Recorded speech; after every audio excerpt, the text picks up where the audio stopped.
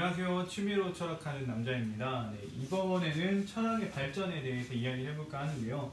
이 주제는 유튜브에 댓글로 어느 분이 남겨주셔서 제가 한번 영상으로 답변해보고자 만들게 됐습니다. 그래서 이제 주제를 살펴보면 현대 철학의 발전은 왜 미미한가인데요. 일단은 그 댓글에서는 이제 고대 철학이 좀 더 보편적인 느낌이 들고 왜 현대 철학은 좀 약간 미미한 느낌이 있느냐라는 질문 때문에 이렇게 주제를 잡았고요. 맞게 잡았는지 잘 모르겠네요. 아무튼 이 현대 철학의 발전이 왜 미미한지, 철학의 발전이 어떻게 되는지에 대해서 이제 얘기를 해볼 건데, 철학의 발전이 미미하다고 여겨지는 이유는 세 가지로 볼 수 있는데요. 첫 번째는 상업성 때문입니다.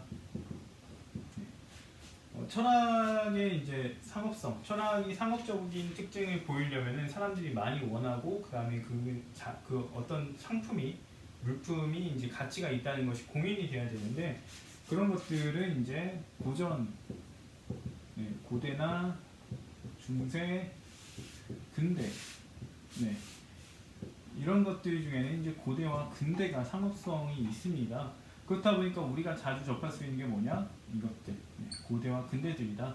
중세는 상업성이 좀 적어요. 철학계에서도 중세를 그렇게 높게 평가하고 있지는 않기 때문에 그래서 이것들은 자료가 별로 없습니다. 서점에 가셔도 찾기 힘들어요. 중세 자료는 찾기가 힘듭니다. 고대 근대를 위주로 할 수밖에 없고 그래서 우리가 자주 보는 것이죠. 그럼에도 불구하고 현대 철학에 대한 자료들이 있습니다. 어느 정도 그 수요를 갖고 있는 사람들이 있기 때문에 이것들에 대한 책이 발간이 되고 있기는 하지만 고대 근대를 찾는 사람보다는 더 적겠죠. 이 사람들이 더 많을 거고요. 그렇다 보니까 우리는 현대 철학에 대해서 접할 기회가 적습니다. 또 하나를 더하자면은 이제 정보 공유인데요. 아무리 세상이 좋아졌다고 하더라도 어떤 뛰어난 현대 철학자가 나타났다고 했을 때 그것에 대한 정보 공유가 빨리 이루어지지 않을 수 있어요. 왜냐면은 그 철학자가 정말 대단한 사람인지에 대한 평가가 이제 이루어져야 할 텐데 그 평가하는 과정이 걸리게 될 거고 그거는 그 지역 사회, 그 나라에서만 이루어지다가 이제 그게 퍼져나가게 될 수 있겠죠. 그렇게 될 수 있는데 그런 것들이 실제로 아주 발빠르게 공유되고 있지는 않고 그 다음에 어떤 대단하게 주목받는 철학자들도 실제로 그렇게 많은 편이 아니기 때문에 이게 마치 현대 철학은 그 발전이 미미한 것처럼 보여질 수가 있는데 생각을 해보면은 2000년이라는 시간 속에서 몇 명의 그 수많은 철학자들이 있었다고 할지라도 그 중에서도 우리가 손꼽을 수 있는 사람들은 몇 명 안 되잖아요. 굉장히 많은 철학자들이 있을 건데 우리가 지금 현재를 살아가면서 마치 과거에는 이렇게 철학이 부흥했던 것 같은데 지금은 아닌 것 같다라고 하겠지만 그 당시에는 아마 비슷한 여건이었을 겁니다. 그 당시의 현재라면요. 그래서 크게 뭐 그런 것들로 봤을 때는 현대 철학의 발전이 미미하다고 보기 좀 어렵다. 대신 이런 것들로 인해서 우리가 좀 더 고대로 이제 그 고대나 근대 우리가 좀 더 주의를 쏠리게 되다 보니까 그러지 않은 것처럼 현대는 뭔가 발전하지 않는 것처럼 이렇게 보여질 수 있다라고 할 수가 있고요. 두 번째는 문제의식입니다. 문제의식이라는 게 뭐냐면은 고대 철학의 문제의식 이것들에 대해서는 대중들이 쉽게 공감하는 반면에 현대 철학의 문제의식에 대해서는 사람들이 대체로 쉽게 공감을 못해요. 그 이유는 뭐냐면은 고대의 문제의식, 고대의 문제는요 단순했습니다. 뭐 감정이 뭐냐 이런 식인 거죠. 근데 이제 현대로 들어가게 되면 어떻게 되냐? 현대에서는 문제가 어떻게 되느냐? 기분이 뭐냐? 정동이 뭐냐? 정서가 뭐냐? 감정이 뭐냐?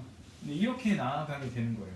그래서 이제 우리가 감정에 대해서 논하려면은 유사 개념들에 대해서도 파악을 해야 되고요. 관련 개념들에 대해서도 파악을 해야 되는 문제에 놓이게 됩니다. 왜냐하면 그렇게 따지면 굉장히 많은 그 비슷한 주제들이 있는데 그걸 놓치게 되기 때문에 현대에 이르러서는 많은 것들을 다뤄야 돼요. 반면에 고대에서는 감정이 뭐냐 했을 때 감정이라는 건 뭐 이런 식으로 느끼는 거 아니겠느냐 이런 식으로 얘기를 하게 된단 말이에요. 그렇기 때문에 감정에 대해서 좀 더 명확하게 답을 해주네. 근데 지금 여기 현대에서는 기분이 뭔지도 알아야 되고 정동이 뭔지도 알아야 되고 정서가 뭔지도 알아야 되고 감정이 뭔지도 알아야 되는데 이런 문제의식들이 공감이 안 되니까 어떻게 됐냐? 쓸데없는 얘기를 하는 것처럼 여겨지는 거예요.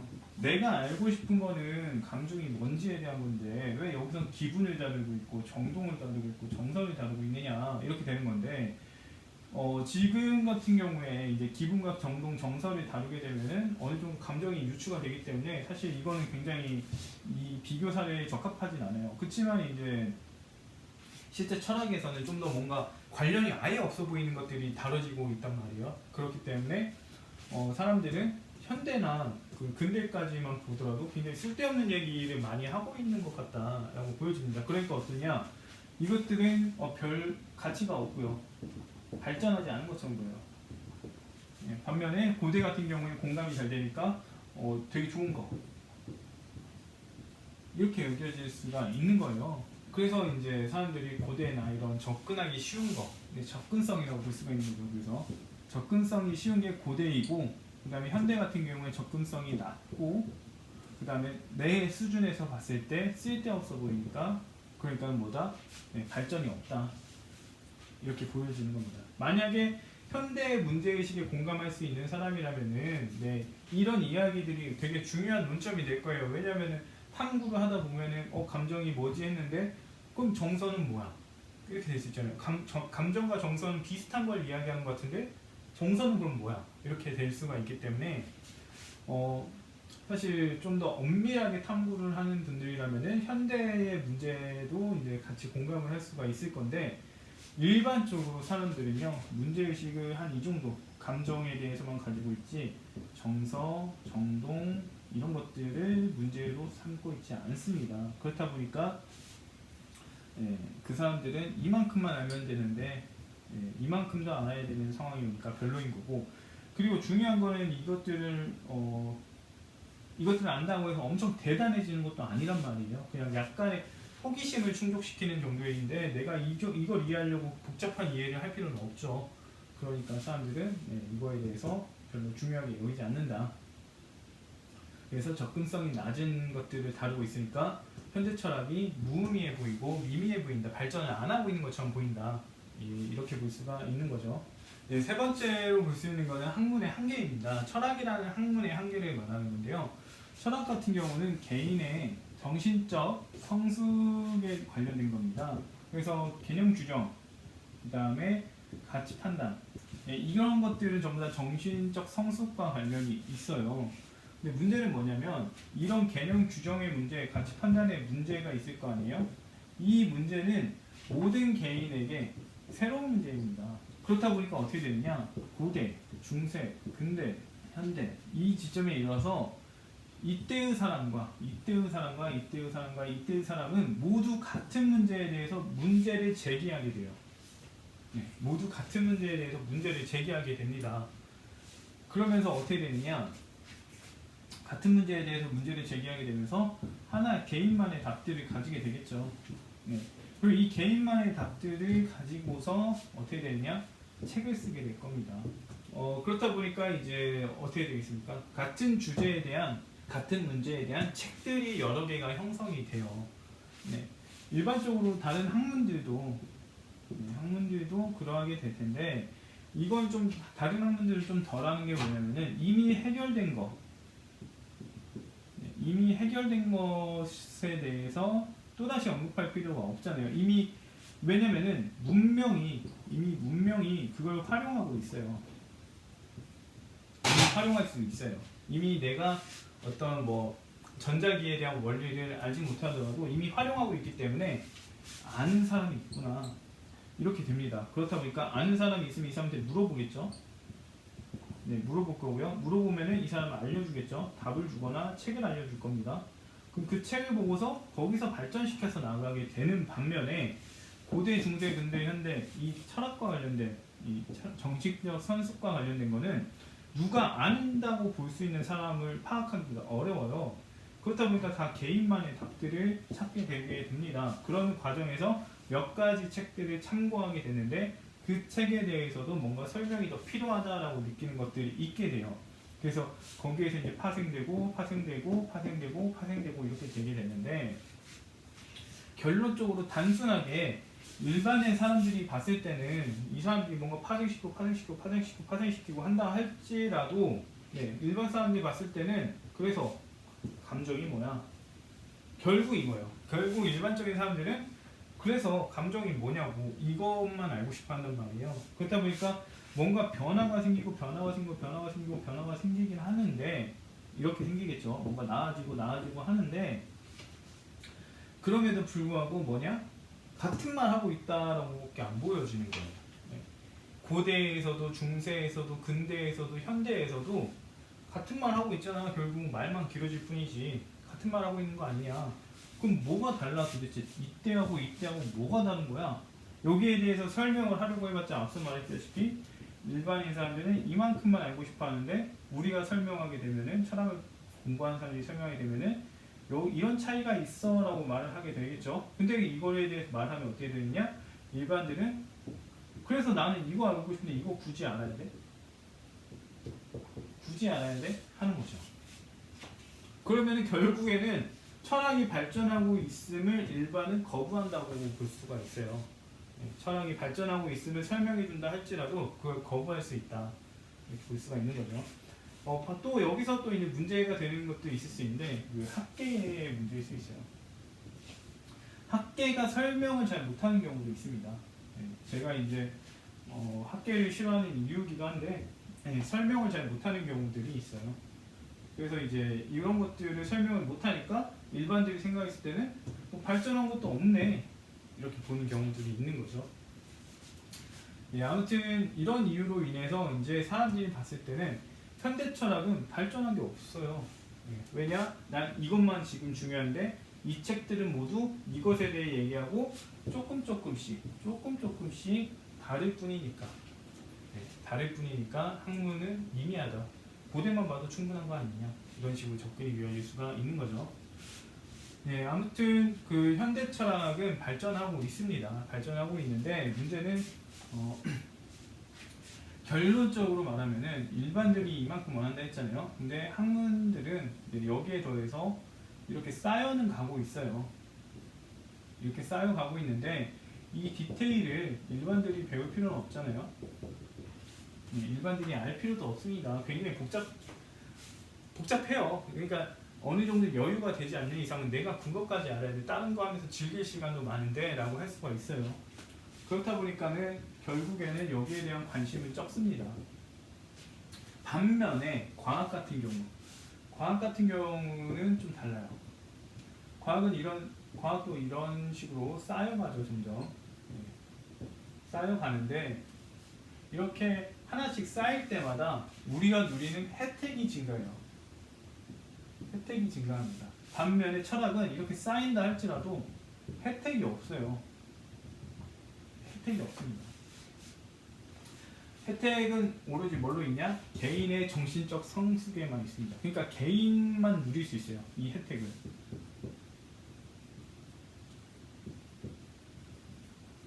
개인만 누릴 수 있는 거예요. 반면에 과학은 어떠냐? 모두가. 모르는 사람, 과학에 대해서 무지한 사람도 혜택을 누릴 수 있습니다. 저는 아이폰이나 핸드폰의 구동 원리를 몰라요. 뭐 단순한 메커니즘은 알겠지만 왜 그게 그렇게 되는지 설명하지 못하고 정확하게 알지도 못하고 그거에 대해서 누군가한테 설명할 수도 없습니다. 반면에 그럼에도 불구하고 저는 그 혜택을 보고 있죠. 그렇다 보니까 이 과학이 조금씩이라도 발전하면은 뭔가 대단한 게 나타났다고 우리는 인식할 수가 있어요. 반면에 철학 같은 경우에 조금씩이라도 감정에 대한 조금씩이라도 업데이트가 된다고 할지라도 그래서 감정이 그래서 뭐냐고 라는 문제에 모이게 되고 그러면은 그 혜택은 누가 얻느냐? 그걸 알면서 호기심을 충족시키는 거에 만족하는 사람만 그걸 딱 얻을 수 있어요. 그렇다 보니까 우리는 이 철학은 조금씩 발전한다 하더라도 아는 사람들만 혜택을 보는 그런 상황인 거고 과학은 모르는 사람도 모두가 혜택을 볼 수 있으니까 뭔가 대단해 보이는 거고 그러니까 서로 발전을 하는데 발전함에도 불구하고 발전의 가치를 인정받지 못하고 인정받고 이런 상황이 생기는 거죠. 그래서 철학의 발전이 없다라고 보기는 어렵습니다. 뭔가 좀 더 깊어지고 정확해지고 엄밀해지고 그런 규정들이 생기는 것도 있고요. 그 다음에 장님들이 이제 코끼리를 다리를 하나씩 더듬잖아요. 이게 처음에는 이제 고대에서는 이쪽에만 치중해서 했다면 근대에서는 뭐 이쪽도 치중하고 뭐 좀 이쪽도 치중하고 어떤 이제 현대에서는 이쪽도 치중을 하고 아니면은 현대에서는 뭐 이렇게 치중을 하기도 하고 이런 식으로 의견이 계속해서 생겨나는 거예요. 책들이 생겨난다는 거는 같은 주제에 대해서 얘기를 한다고 하지만 결국에는 우리가 딱 사진으로 볼 수 있는 거에 대한 얘기를 하는 게 아니기 때문에 개념들은 전부 다 사진으로 볼 수 있는 게 아니기 때문에 장님이 코끼리 더듬듯이 책들이 하나씩 나올 수밖에 없는 거예요. 그래서 이걸 종합해 보면서 아 이런 게 이런 거구나 라고 전체적인 윤곽을 잡아갈 수 있는 점점 그런 비틀이 생기고 있다라고 볼 수는 있는 거죠. 문제는 이런 이런 작업. 그러니까 예를 들면은 이런 거죠. 코끼리 귀가 이렇게 생겼더라. 아니 이렇게 생겼더라. 아니 이렇게 생겼더라. 이거에 대해서 이제 사실 철학은 논하는 거거든요. 개념에 대한 어떤 개념의 귀가 이렇게 생겼냐 이렇게 생겼냐 이것 중에 정답이 뭔지를 밝혀보자 이러고 있는 거예요. 그러니까는 일반적인 사람들이 봤을 때 개념에 대해서 저렇게 정확하게 해야 돼? 우리 그냥 대화만 통하면 되는 거 아니야? 이렇게 할 수 있지만 그렇죠. 지금 이 사람들 저와 같은 사람들은 뭐가 이 개념의 귀에 해당이 되는가 여기에 대해서 논점을 하고 있고 그래서 이게 아닌 이유에 대해서 여기 조금씩 추가가 되고 이게 아닌 이유에 대해서 추가가 되고 그러니까는 이걸 아닌 이유를 내가 알아야 돼? 이게 아닌 이유를 내가 알아야 돼? 결국 이게 맞는 거죠. 이거 맞는 거면 이거에 대한 얘기만 하는데 이걸 왜 해? 이런 식으로 접근이 되어질 수 있는 거죠. 그렇다 보니까 발전하고 있어도 가치는 그렇게 인정받지 못한다. 사람들에게 인정받지 못한다라고 볼 수가 있습니다. 아무튼 제 영상이 답변이 될 수 있었으면 좋겠고요. 다음에 다른 영상으로 찾아뵙도록 하겠습니다.